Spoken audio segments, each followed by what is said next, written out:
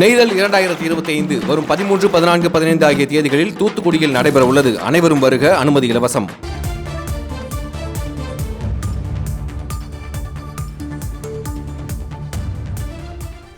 பொன்முடி ஆஜர் ஆவதில் விலக்கு கிடைக்குமா என ஜூன் 21 உத்தரவு பிறப்பிக்கப்பட இருக்கிறது.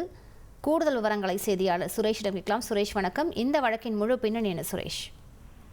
வணக்கம். அதாவது கடந்த 2006 முதல் 2011 ஆண்டு வரைக்கும் திமுக ஆட்சி காலத்துல அமைச்சராக, அதாவது உயர்கல்வித்துறை, கனிம வளங்கள், சுரங்கத்துறை அமைச்சராக பதவி வகித்த போது முன்னாள் அமைச்சர் பொன்முடி அந்த பகுதியில, விழுப்புரம் மாவட்டத்துல அனுமதிக்கப்பட்ட அளவை விட அதிக அளவுல செம்மண் வெட்டி எடுத்ததன் மூலமாக அரசுக்கு 28 கோடி ரூபாய் அளவுக்கு இழப்பு ஏற்படுத்தியதாக லஞ்ச ஒழிப்புத்துறை வழக்கு பதிவு செய்திருந்தது.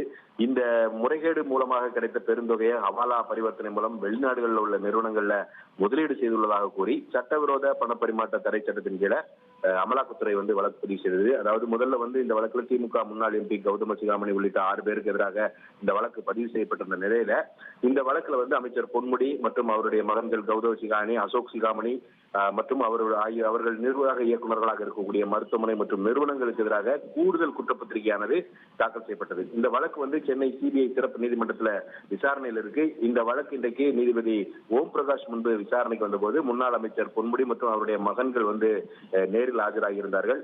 அவர்களுக்கு இந்த கூடுதல் குற்றப்பத்திரிகையினுடைய நகல்கள் வழங்கப்பட்டன. இதற்கிடையில இந்த வழக்கிலிருந்து ஆஜராவதிலிருந்து விலக்களிக்க வேண்டும் என்ற கோரிக்கையுடன் முன்னாள் அமைச்சர் பொன்முடி தரப்புல மனு தாக்கல் செய்யப்பட்டிருந்தது. அந்த மனு மீதான விசாரணையின் போது பொன்முடி தரப்புல முன்வைக்கப்பட்ட வாதம் என்னவென்றால், அரசு பணி காரணமாக தன்னால நீதிமன்றத்தில் ஆஜராக முடியவில்லை. தற்போது அமைச்சர் பதவியை ராஜினாமா செய்துவிட்ட போதிலும் கூட திருக்கோவிலூர் சட்டமன்ற தொகுதியினுடைய எம்எல்ஏவாக இருப்பதாகவும் திமுக செயற்குழு உறுப்பினராக இருப்பதனால சட்டமன்ற தேர்தல் தொடர்பான பணிகள் தனக்கு வழங்கப்பட்டிருப்பதையும் தன்னுடைய வயதையும் கருத்தில் கொண்டு இந்த வழக்கில் தொடர்ந்து விசாரணைக்கு ஆஜராவதிலிருந்து விலக்களிக்க வேண்டும் என்ற ஒரு கோரிக்கை பொன்முடி தரப்பில் முன்வைக்கப்பட்டது.